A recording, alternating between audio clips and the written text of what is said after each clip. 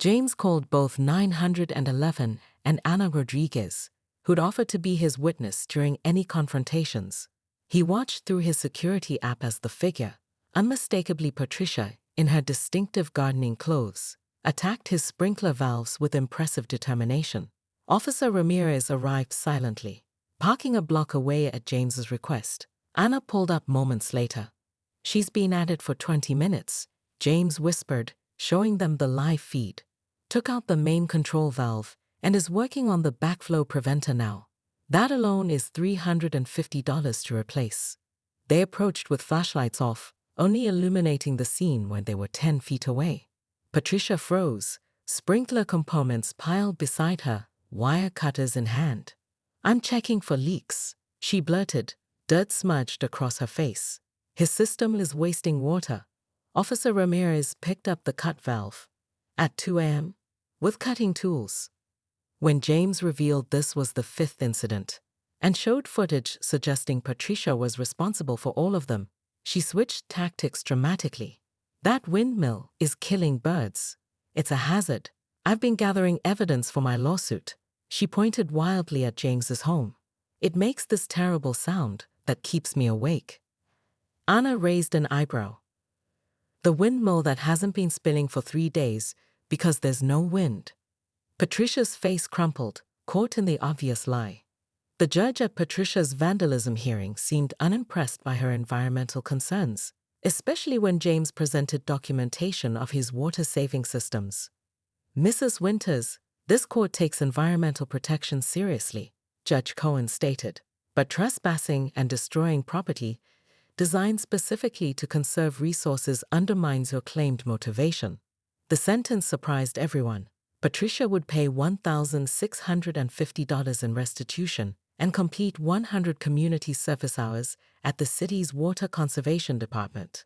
What nobody expected was what happened 3 months later. James answered his door to find Patricia holding a thick binder. She looked different. The perpetual anger line between her eyebrows had softened. "The Water Conservation Department is impressive," she admitted reluctantly. "They've asked me to stay on as a volunteer coordinator after my hours are done." She thrust the binder forward. "These are rebate programs for water-efficient landscaping.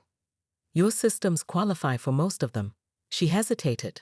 "I could help you apply, as part of my making amends." 6 months later, the neighborhood gathered for its first sustainability tour. Surprisingly, it featured 2 main attractions: James's energy systems, including the now-famous windmill, and Patricia's newly installed rain garden and drought-resistant native landscape. The final stop on the tour was their shared project, a demonstration garden on the previously contested property line, where Patricia now enthusiastically explained soil moisture sensors to fascinated neighbors.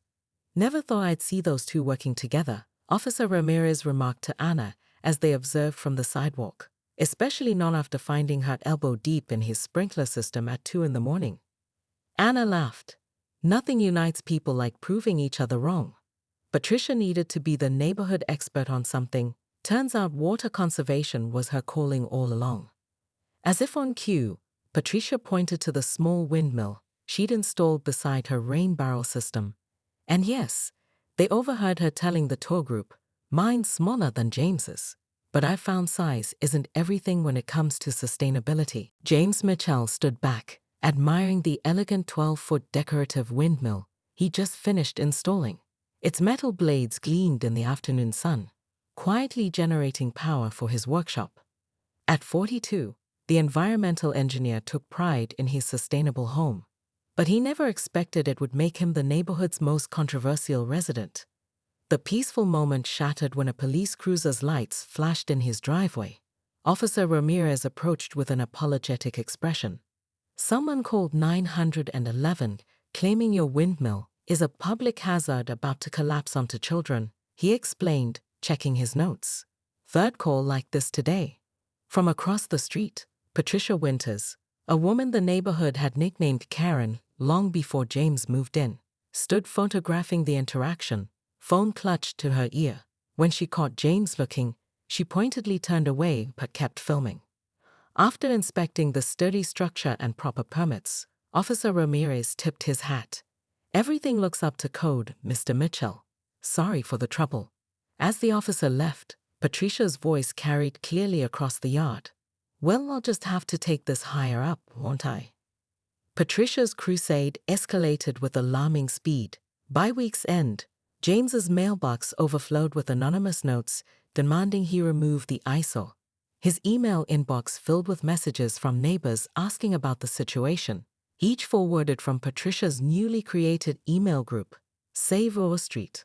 At the Emergency Neighborhood Association meeting Patricia had demanded, James arrived to find his windmill displayed on a projector screen, photoshopped to appear tilting dangerously. Studies show these monstrosities decrease property values by up to 30%, Patricia declared, waving a paper that James later discovered was about commercial wind farms, not residential turbines. The meeting grew heated when Ana Rodriguez, an environmental science teacher from 2 doors down, stood up. "I've brought my class to see James's sustainable systems twice. It's an educational landmark, not an eyesore," she argued. The room divided visibly, half nodding with Ana, half shifting uncomfortably under Patricia's glare. That night, James found his car covered in bright orange post-it notes, reading "Remove it." Security footage showed Patricia's teenage son applying them while Patricia kept watch from her SUV. James's carefully designed sprinkler system began failing section by section. Monday, the garden zone wouldn't activate. Wednesday, the front lawn sprinklers shot water in random directions, flooding the sidewalk. By Friday, entire sections simply didn't work.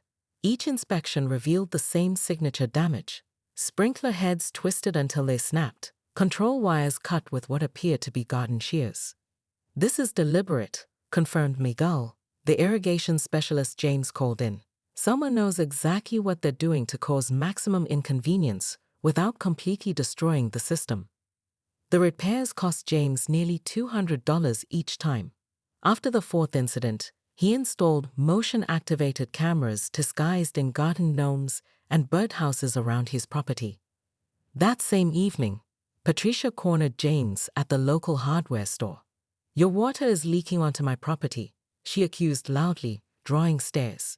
"And those ridiculous lawn ornaments you've added, they're watching my house." James simply smiled. "They're watching something, all right." At 2:17 a.m., his phone buzzed with an alert. The night vision camera showed a figure in a floral gardening hat methodically digging at his main water line.